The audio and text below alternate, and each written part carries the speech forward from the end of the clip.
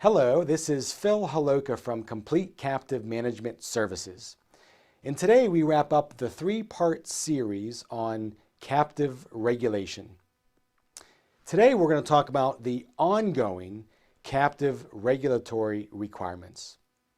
So after the application has been submitted to the domicile of choice, what is provided is a certificate or a license to conduct insurance business within the domicile of choice. We mark that as day one. And just like every business, your captive also needs to be adequately capitalized. Now, within every state domicile, it defines what the minimum capitalization is. And most of the times, that capitalization minimum ranges from $250,000 to $750,000. However, the regulator has full jurisdiction to dial in a higher capitalization requirement. For example, if your captive is a complex captive or takes on a significant amount of risk, the regulator may view a need to have more capitalization than what the minimum requires. So just be aware of that. The capitalization can be a cash deposit or it could be a letter of credit. If your captive is a direct writer, it will then issue the policies that were put into place as defined by the business plan, and it will issue the policies to the insured. Once the policies have been issued, the captive will enter into a pooling arrangement, and those documents are defined in a future educational series. If your captive is going to be fronted by a commercial carrier, the captive will engage in a reinsurance agreement with the carrier. Now, when that happens, the carrier is likely to require collateral. The collateral requirement is generally a percentage of the premium collected, and that percentage ranges from 10 to 30% of the collected premium by the carrier. The purpose of collateral is to provide the carrier a little bit more assurance of the captive's financial solvency. Then, on a quarterly basis, the captive manager will submit the unaudited financial statements to the regulator. And the purpose of that is really to provide the regulator constant oversight and knowledge of the captive's solvency and just to make sure that the captive is on the right track. On a yearly basis, there's much more involved.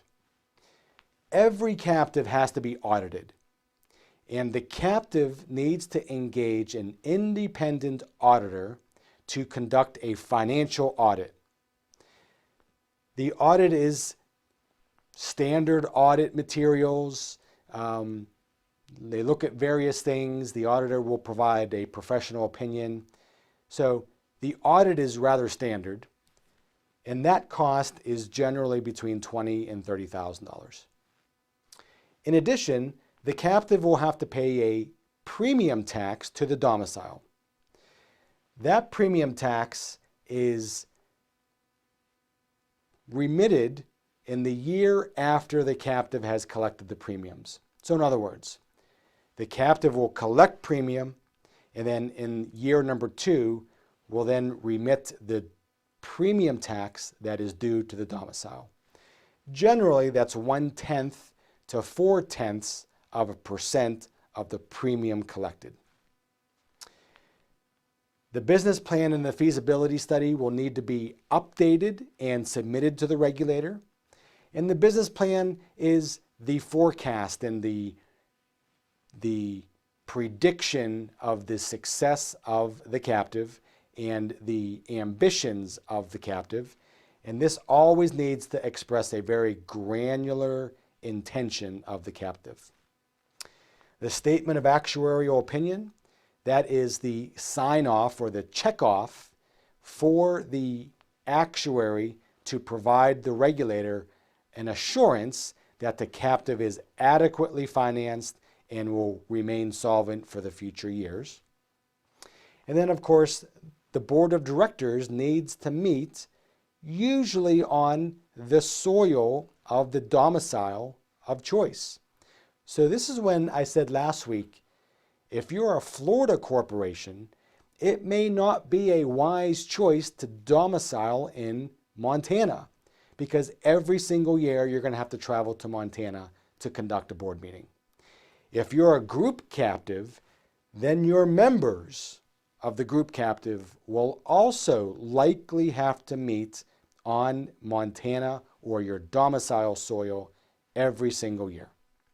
And then finally, every third year, the domicile will engage an auditor, and the purpose of the auditor is to make sure that your captive has been in compliance with the various regulatory requirements it has been placed on by the domicile. So with that, I hope you have a high-level understanding of the complexities of captive insurance. And next week, we're going to dive into the bordereau report. So until then, have a good week. Bye now.